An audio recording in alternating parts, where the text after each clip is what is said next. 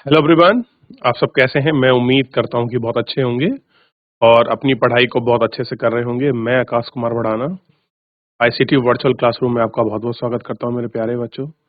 जैसा आपको पता है मेरे प्यारे बच्चों, बेसिकली हमारी आपका जो है 8th क्लास है और इसी 8th क्लास के अंतर्गत जो है मेरे प्यारे बच्चों, हम लोग अपने चैप्टर को पढ़ रहे थे। हमारे अतीत सेकंड थर्ड जो बुक है उसको हम लोग देख रहे थे। तो हमने बुर्ज स्टील के बारे में पढ़ा था कि बेसिकली बुर्ज स्टील क्या होती है, और उससे पहले भारत में कपड़े के निर्यात के विषय में हमने बहुत सारी चीजों पर बात कर ली थी। तो चैप्टर के दौरान कोई भी आपका डाउट, कोई क्वेरी हो तो मुझसे पूछ लीजिए मेरे प्यारे बच्चों, नहीं तो हम चलते हैं सीधा डिजिटल बोर्ड पर। चलिए ध्यान दीजिए आप सभी।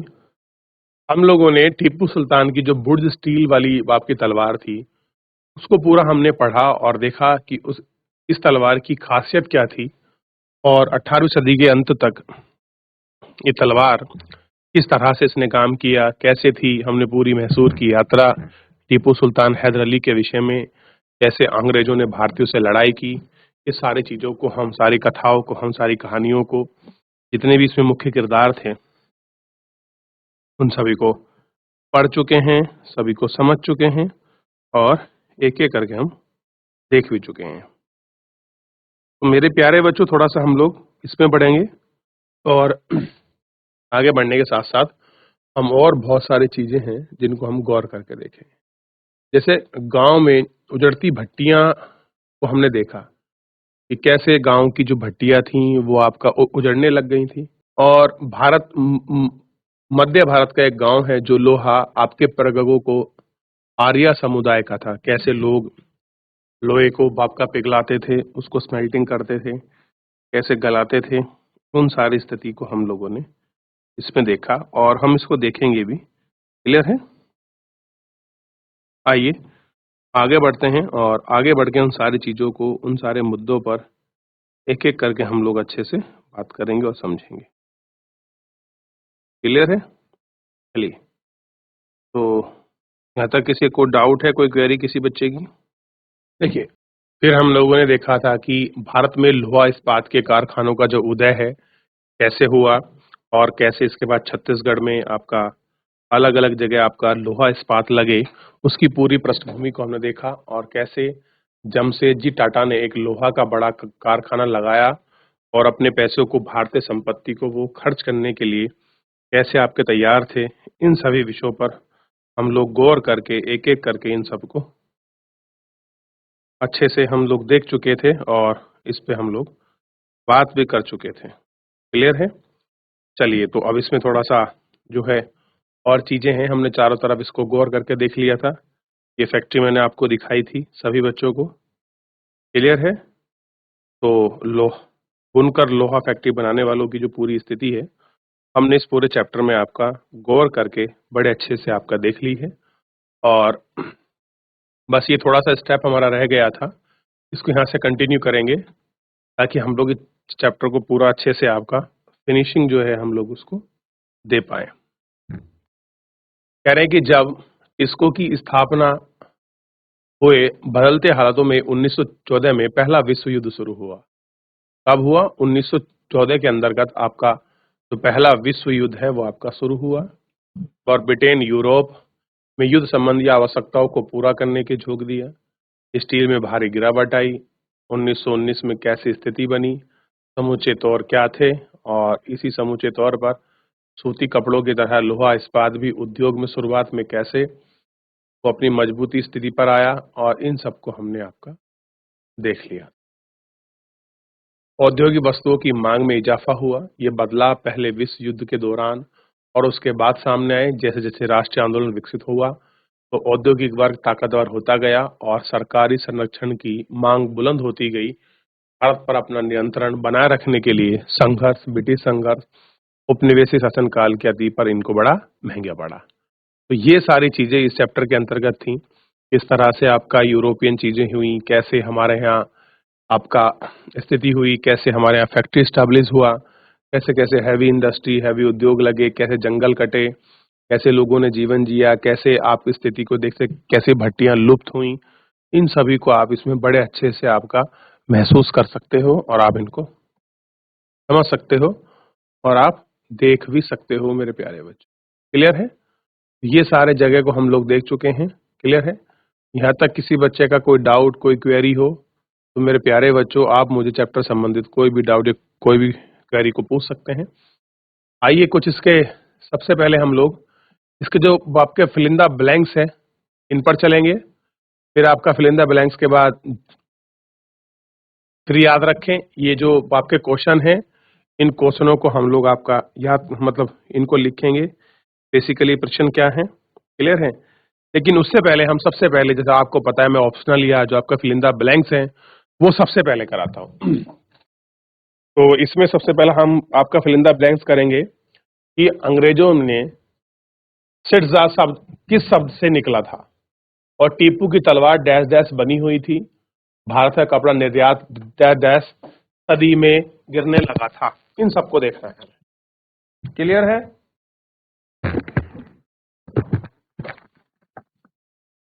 चलिए कौन बच्चा बताएगा? चलिए आपके लिए मैं 1 मिनट का समय दिए जा रहा हूं। आप पूरा इसको अच्छे से कॉपी करें या आप इसको नोट फॉर्म में लिखें। ये आपकी रिस्पॉन्सिबिलिटी है। हर हाल तो आपको करना है कि इसके ऑप्शन में क्या आएगा। तो ये 3 आपके फिलिंदा ब्लैंक्स आपके सामने हैं। देख लिया? चलिए आगे बढ़ते हैं। तो सबसे पहला जो ऑप्शन है इसके अंदर अगर आप फिल करोगे क्या आएगा? चलिए मैं इसको हाँ इस तरह से लिख देता हूं। तो सबसे पहले आएगा इसमें छींट। क्या आएगा? छींट। और इस वाले जो फिलिंदा ब्लैंक्स में आएगा मैंने अभी आपको सारी चीजें बच्चों बड़े अच्छे से आपको दिखाई थी।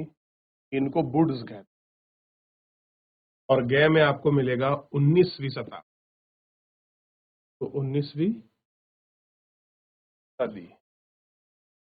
क्लियर है? ये तीनों को लिखिए। यहां तक हो गया बच्चों? तो फिर किससे निकला है और तलवार किससे बनी थी? ये सारी चीजें बड़े अच्छे से आपको स्पष्ट हो गई होंगी।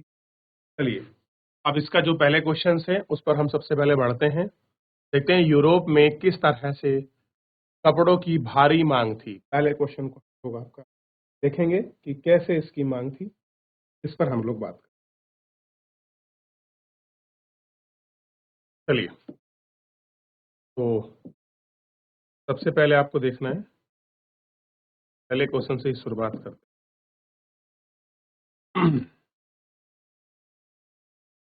तो मैं इसका आंसर सीधा लिख रहा हूं आपके पास। आंसर है यूरोप में भारत में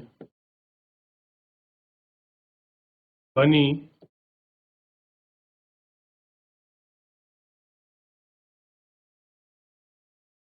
मलमल। क्या कह रहे हैं? भारत में बनी मलमल और कैलिको हिड्स कांसा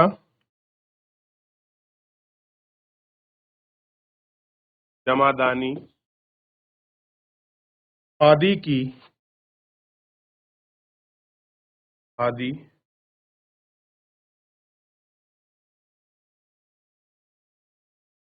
कपड़ों की भारी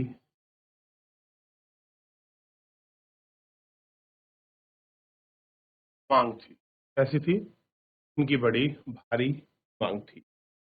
चलिए तो ये हमारे पहले क्वेश्चन का आंसर है और दूसरे क्वेश्चन पर भी आगे बढ़ेंगे। पहले आप इस क्वेश्चन को उतार लीजिए फिर आगे बढ़ेंगे।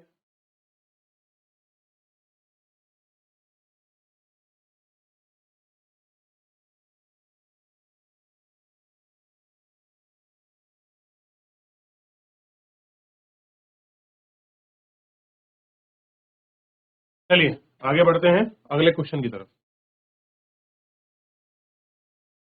अगला क्वेश्चन क्या है? जमादानी क्या है? प्रश्न क्या है? जमादानी क्या है?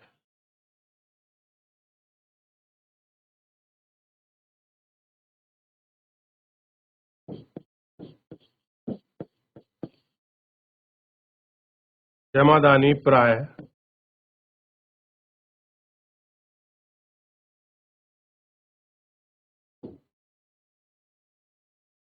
तलेटी और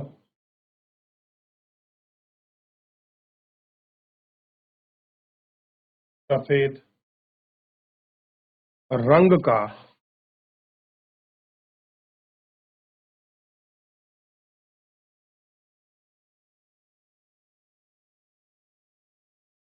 बारीक मलमल होता है।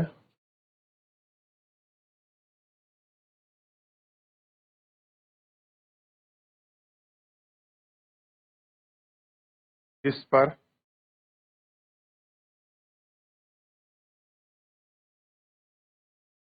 करघे में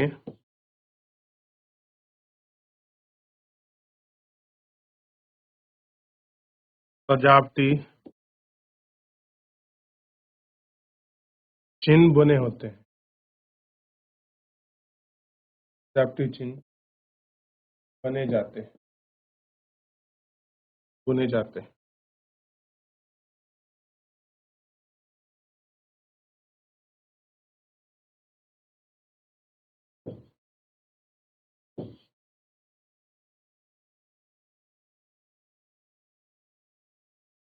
इसकी बुनाई के लिए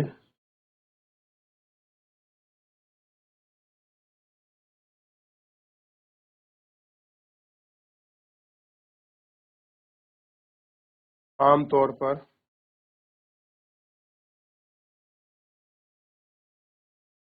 सूती और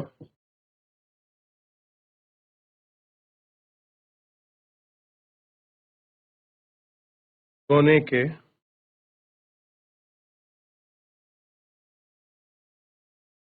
धागों का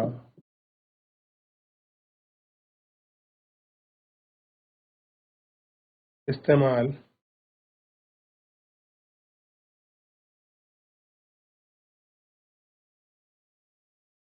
किया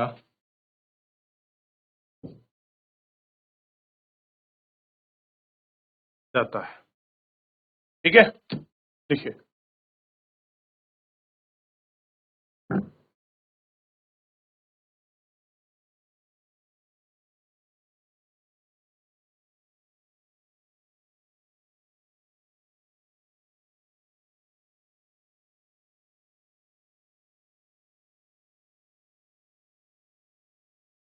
अगला क्वेश्चन देखिए।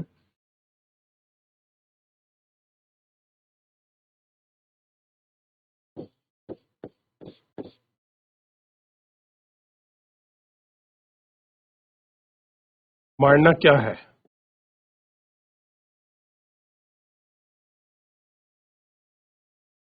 उत्तर देखिए।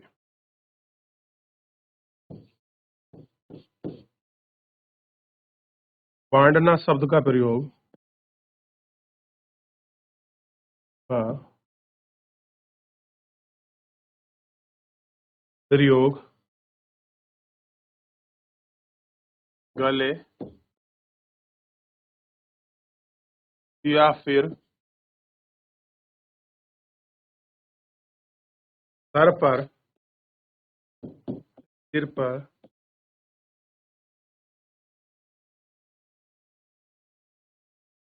पहनने वाले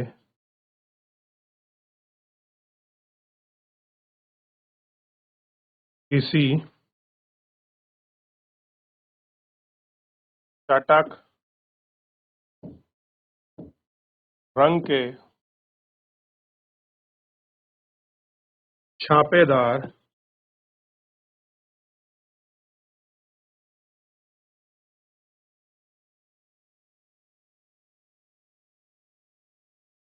गुलबंद के लिए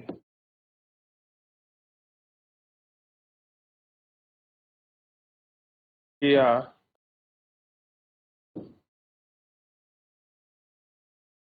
जाता है। लिखे इसे।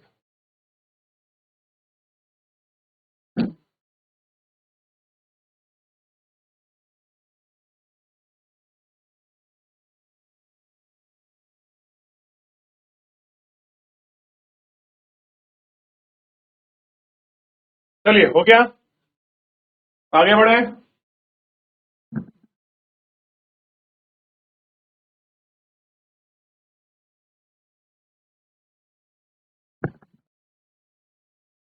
क्वेश्चन नंबर 4,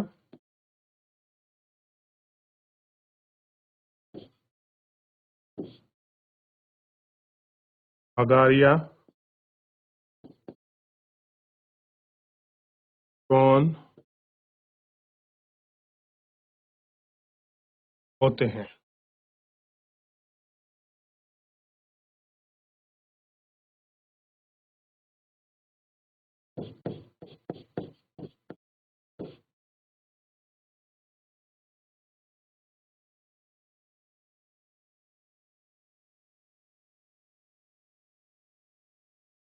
अगारिया शब्द का प्रयोग, या शब्द को छोड़िए, ये ऐसे लिखिए, अगारिया लोहा,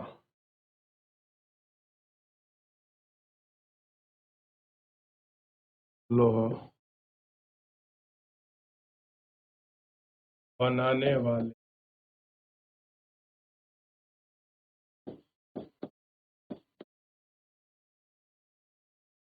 लोगों का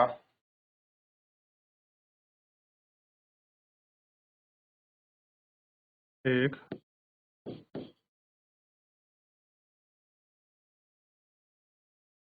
समुदाय था।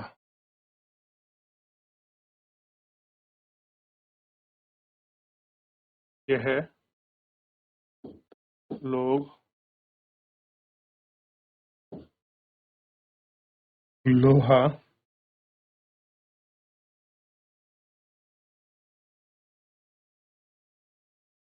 गलाने की कला में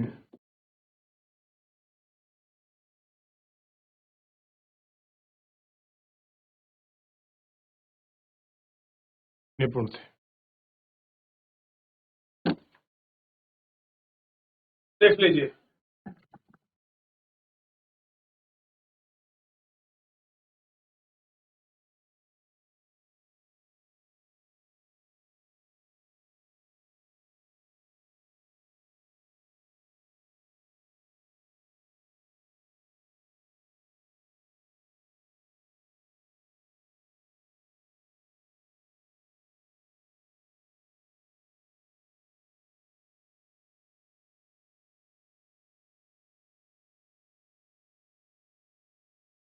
चलिए, हो गया।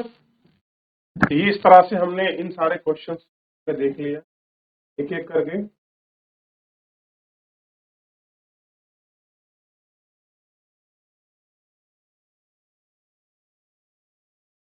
और यहाँ तक किसी को डाउट, कोई क्वेरी है, आप मुझे बता दीजिए मेरे प्यारे बच्चों। किसी को डाउट, कोई क्वेरी हो, आप मुझसे पूछ लें। चलिए, तो बच्चों आज फिलहाल हम लोग अपने यहाँ तक रखते हैं इसको। अगारिया देख लिया, बढ़ाना देख लिया, जमादानी क्या होता है इसको देख लिया, यूरोप में भारत की चीज को लेकर आए थे, इन सभी पर हमने एक एक करके अच्छे से बात कर ली। ज्यादा किसी को डाउट, कोई क्वेरी, मेरे प्यारे बच्चों आप मुझसे पूछ सकते हो।